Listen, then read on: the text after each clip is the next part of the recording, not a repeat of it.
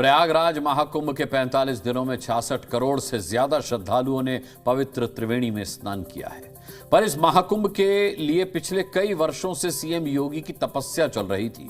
उसी का नतीजा है कि कुछ घटनाओं को छोड़ दिया जाए तो करोड़ों लोग बिना किसी अनहोनी के प्रयागराज में पवित्र स्नान कर पाए। अगर आपके मन में भी ये सवाल है कि दुनिया का सबसे बड़ा सनातनी आयोजन योगी ने कैसे पूरा किया, तो उसका जवाब आपको अगले कुछ मिनटों में मिलने जा रहा है। कि महाकुंभ में जिसने जो तलाशा उसको वह मिला। गिद्धों को केवल घास मिली, सूअरों को गंदगी मिली,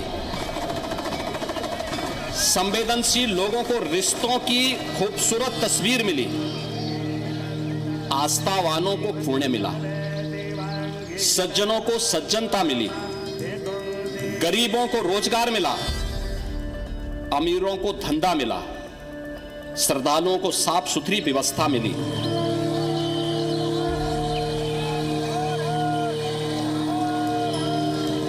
महाकुंभ का 45वां दिन खत्म हो रहा है। 66 करोड़ से ज्यादा श्रद्धालु संगम में पुण्य की डुबकी लगा चुके हैं।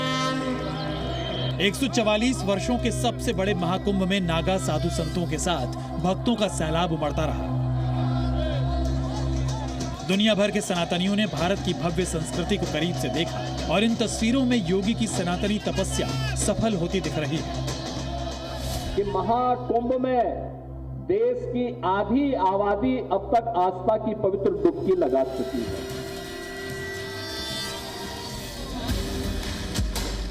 महाकुंभ सफल तरीके से संपन्न हुआ तो मुख्यमंत्री योगी ने आज गोरखपुर में भगवान शिव की पूजा करके अपनी साधना को पूर्णाहुति दी।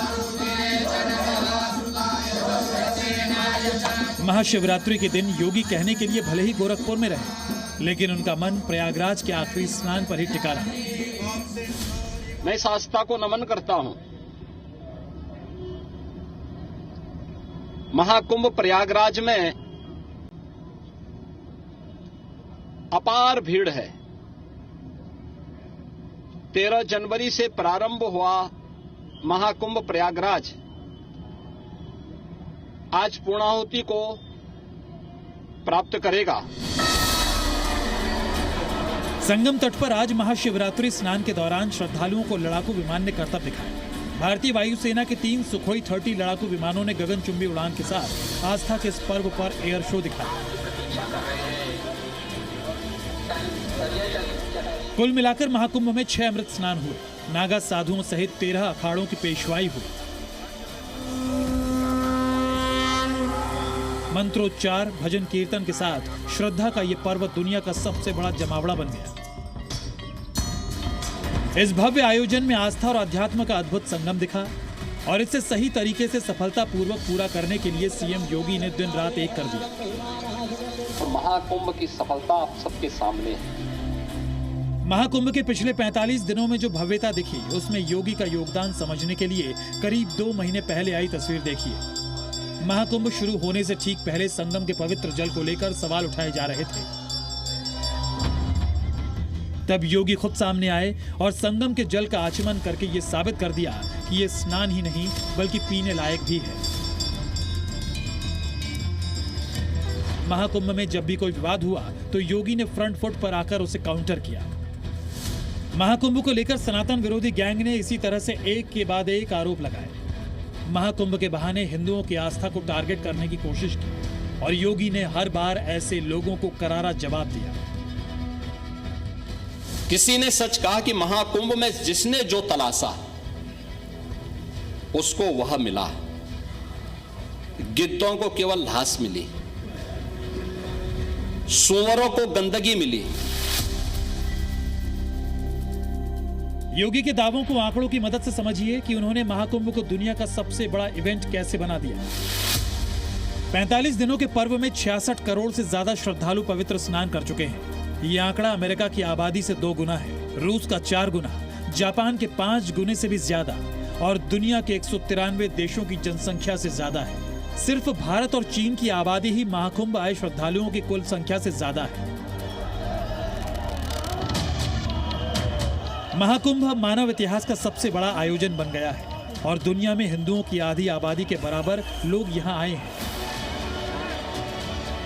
हालांकि आस्था के इस पर्व में सिर्फ हिंदू ही नहीं बल्कि सनातन में आस्था रखने वाले विदेशी भी आए। जय जय हे महिषासुरमर्दिनी रम्यकपर्दिनी शैलसुते। जहां करोड़ों लोग जुटे वहां थोड़ी सी चूक भी बड़ी दुर्घटना की वजह बन गई। 19 जनवरी को महाकुंभ में पहली बार आग भड़की। हालांकि इसमें कोई बड़ा नुकसान नहीं हुआ। इसके ठीक 10 दिन बाद महाकुंभ में सबसे भीषण हादसा हुआ। 29 जनवरी को मौनी अमावस्या के दिन बैरिकेड टूटने की वजह से 30 श्रद्धालुओं की मौत हो गई। पर इसका असर वहां आ रहे श्रद्धालुओं पर नहीं पड़ा। स्नान चलता रहा। हादसे के तुरंत बाद एक न्यायिक आयोग बना और सीएम योगी ने खुद इसके गुनहगारों को कड़ी सजा दिलवाने का ऐलान किया। इस बात के लिए आश्वस्त करूंगा कि प्रयागराज भगदड़ का कोई गुनाहगार होगा तो बख्शा भी नहीं जाएगा। कोई भी होगा, कहीं भी छुपा होगा, किसी भी स्तर पर होगा और कितना भी बड़ा क्यों ना हो, वह किसी भी स्थिति में बचेगा नहीं। हादसे के बाद महाकुंभ को लेकर तरह तरह की अफवाहें फैलाई गई, आरोप लगे, लेकिन योगी ने इनका जवाब कुंभ मेला क्षेत्र के इंतजाम को दुरुस्त करके दिया। हालांकि अभी आखिरी आंकड़ा आना बाकी है।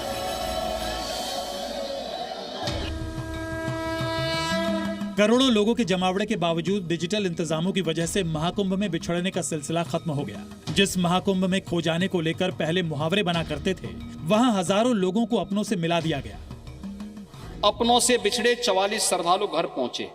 ये गोरखपुर का है और डिजिटल खोया पाया सेंटर लोगों को खोजने में कर रहा है मदद।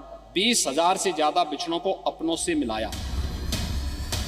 महाकुंभ को लेकर कई विवाद खड़े किए गए, जिसमें सबसे ज्यादा बड़ा विवाद था मुस्लिमों की एंट्री को लेकर। इसे मुद्दा बनाने की कोशिश हुई, लेकिन खुद साधु संतों ने मुस्लिमों को सनातन करीब से देखने का निमंत्रण देकर इस विवाद को ही खत्म कर दिया। आपने कहा कि एक जाति विशेष को वहां जाने से रोका गया। किसी जाति को रोका नहीं गया था।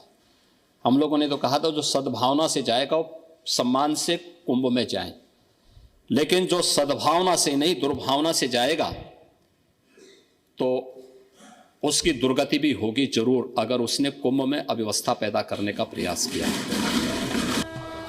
महाकुंभ की मदद से यूपी को धार्मिक टूरिज्म का बूस्टर डोज मिला। संगम तट के बाद भक्त काशी, अयोध्या और विंध्यवासिनी पहुंचे, जिसके बाद हर मंदिर और तीर्थ स्थान में लंबी लंबी लाइनें दिखाई दी।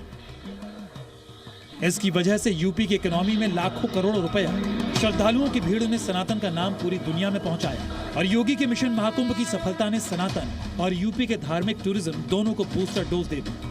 ब्यूरो रिपोर्ट, जी मीडिया।